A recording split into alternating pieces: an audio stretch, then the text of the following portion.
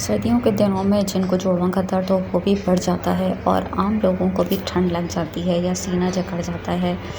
बच्चों को भी समझ नहीं आ रहा होता कि ठंड से कैसे बचाएं। मुख्तलिफ़ किस्म के जिस्मानी दर्दों का जब बच्चे भी शिकार हो रहे हों तो बड़ों को तशवीश तो होती ही है। डॉक्टर भी मुख्तलिफ़ किस्म के ऑइंटमेंट या ऑयल्स देते हैं, ऐसी चीज़ें देते हैं जो ऊपर से लगाई जाएं, लेप किया जाए तो दर्द चला जाता है।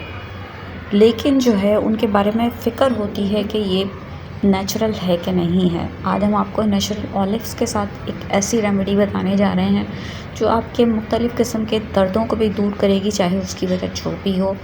और ना सिर्फ ये कि ये नेचुरल होगी, इसके कोई साइड इफ़ेक्ट नहीं होंगे, बल्कि ज़ैतून के तेल की अपनी जो खूबियाँ हैं वो भी आपके जिस्म को खूबसूरत भी बनाएंगी साथ साथ।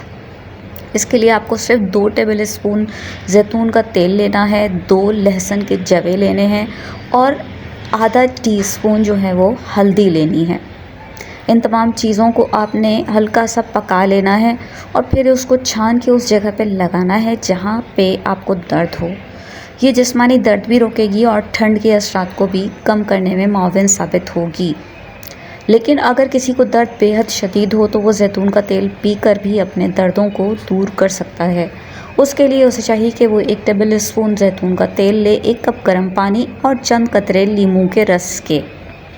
इन तमाम चीज़ों को जो है वो मिक्स करके सुबह निहार मुँह पिए तो ज़्यादा बेहतर है।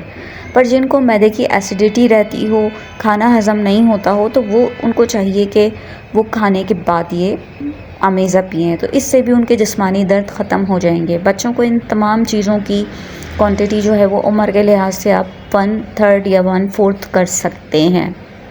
अब एक और नुस्ख़ा है, बहुत सादा सा। मसरूफ़ लोगों के लिए कोई भी नुस्ख़ा बनाना बेहद मुश्किल होता है। ये उन लोगों के लिए नुस्ख़ा है जिसमें उनको आग जलाने की कतई भी ज़रूरत नहीं।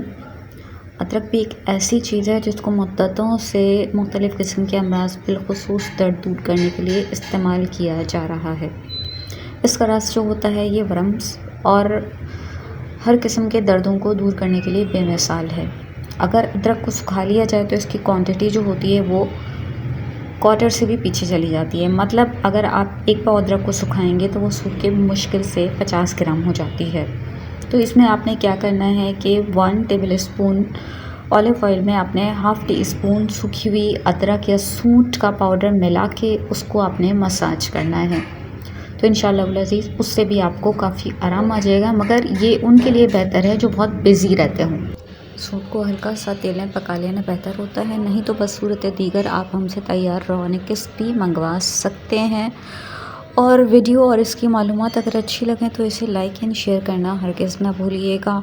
और मज़ीद कोई मसला हो तो आप हमसे पूछ सकते हैं।